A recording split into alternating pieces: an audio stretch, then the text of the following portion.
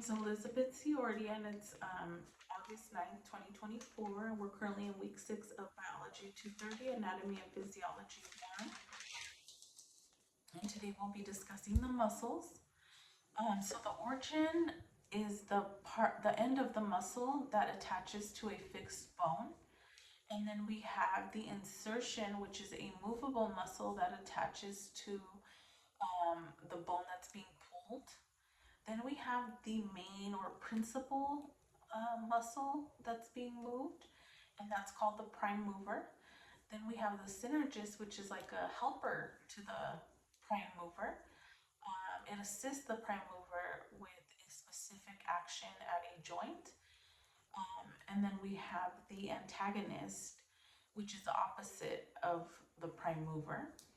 So basically, if an example would be like if the prime mover is muscles contracting, then the antagonist muscle is going to be relaxed.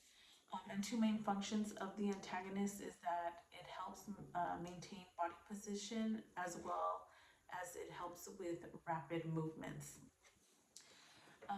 The muscles have many different functions throughout the body. I'm going to name some of the main ones. So the muscles help facilitate movement. They help support our soft tissues. They support posture. And they also protect our organs. They also help with circulation, and an example of that would be like our cardiac muscles. They work hard to pump blood throughout our heart and into our entire body. And the muscle group I chose to talk about today would be our arm muscles. We have some images here to show you the different muscles. So this one here, that would be the biceps brachii, and that would be our prime mover. And then we have this one here, that's our brachioradialis, and that's a synergist. And then we have this one here, that would be the brachialis muscle, and it is also a synergist. Then you can kind of see it a little bit back here is a triceps brachii, but I have this smaller image where you can see it's a lateral view and you can see the triceps brachii here, and that is the antagonist of the arm muscles. I also have this image, and you can see the brachioradialis here, and then the biceps brachii.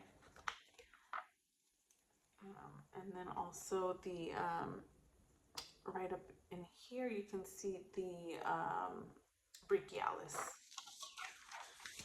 And the disease I chose to talk about today is myasthenia gravis. It's a chronic autoimmune disease or disorder that affects the voluntary muscles of the body.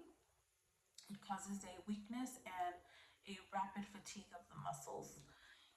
Some of the anatomical and physiological changes that occur with this disease are that it affects the communication between the nerves and the muscles. It causes that communication to break down. It causes antibodies to form against the nicotinic acetylcholine postsynaptic receptors at the neuromuscular junction of the muscle.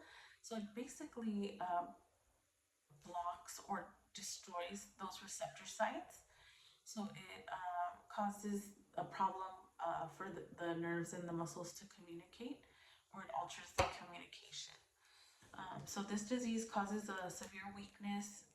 It can affect different muscle groups. So some of the main muscles it affects is the ones that control our eyes, our throat, our respiratory tract, and our limbs. It causes just this severe weakness that can change gradually or gradually throughout the day. It can also cause like a muscle atrophy in patients who've had this disease for many years, which is like basically a wasting away or destroying of the muscles. And it just causes this rapid fatigue. Patients can also experience drooping. For example, if it's like the muscles in the face that are affected,